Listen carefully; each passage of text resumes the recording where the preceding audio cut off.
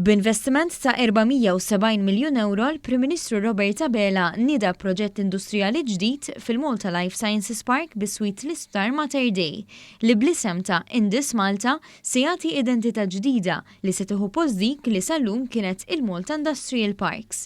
Dan il-proġett se jitmexxa mill-Gvern Malti fuq medda ta' 8 snin biex jattira aktar investiment.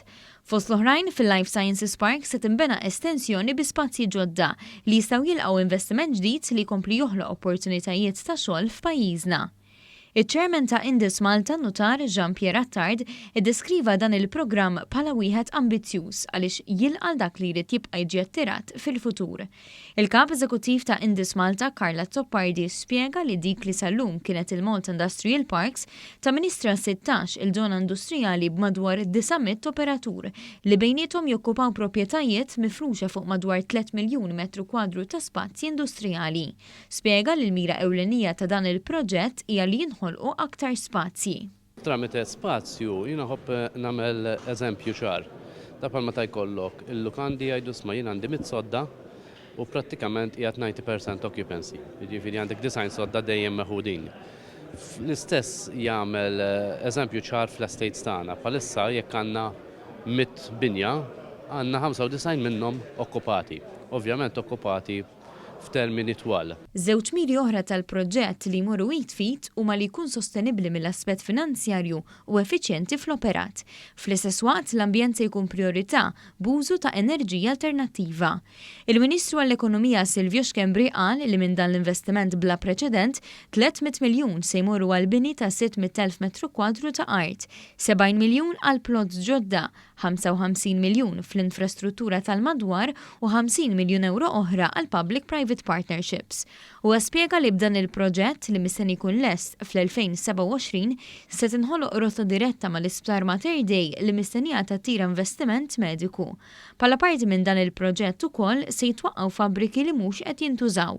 Bħalissa l-bini eżistenzi nistgħu nakkomodaw biss 4% tal-investiment li diġà għandna, aħseb wara dak l-investiment li ħankomplu nġibu. Kien għalhekk li llum ħabbarna l-ikbar proġett ta' infrastruttura industrijali 470 miljun li ħankunu qed nikkrejaw il fuq minn 600,000 metru kwadru ta' spazju, però mhux bi spazju kwalunkwe. Ħabbarna wkoll proġetti eżempju t-tindif ta' dump site li hemm ġewwa Ħallu għalli mbagħad dak nikkrejaw anke spazji iktar miftuħa ambjentali għal-lokal ta' Ħallu għal tal-madwar. Rajna wkoll investimenti fi proġetti industrijali ġodda li huma aktar environmentally friendly. Dan huwa l-futur li aħna l-viżjoni tagħna li rridu għaj pajjiżna. Il-Prim Ministru Robert Abela qal li fil-waqt li ħaddieħor qed iħares lejn illum u jieqaf sal-lum, Malta qed tħares lejn illum għada u l-10 snin li ġejjin. Dan huwa possibbli għaliex il-Gvern Malti ħadem baqal u baqa' sajħ mal-art biex jitejjeb il-kwalità tal-ħajja tan-nies. Jiena lin-negozji tagħna rrid ngħaddilhom messaġġ ta' tama, ta' kuraġġ li kontinwament se jkollhom gvern warahom biex jipproteġilhom l-investiment li huma għamlu, biex jipproteġi l-impjiegi ta' dawk li huma jaħadmu u dan huwa l-mudell, anzi l-viżjoni ta' dak li nemmnu aħna fih bħala gvern u din hija d-direzzjoni li se nibqgħu naħdmu fiha. Il-Prim Ministru nnota li l-2020 kienet sena rekord għall-investiment f'pajjiżna minkejja pandemija globali u dan jawgura tajjeb għall-futur fejn qed jara opportunità li jinvesti u jħares il-qudiem.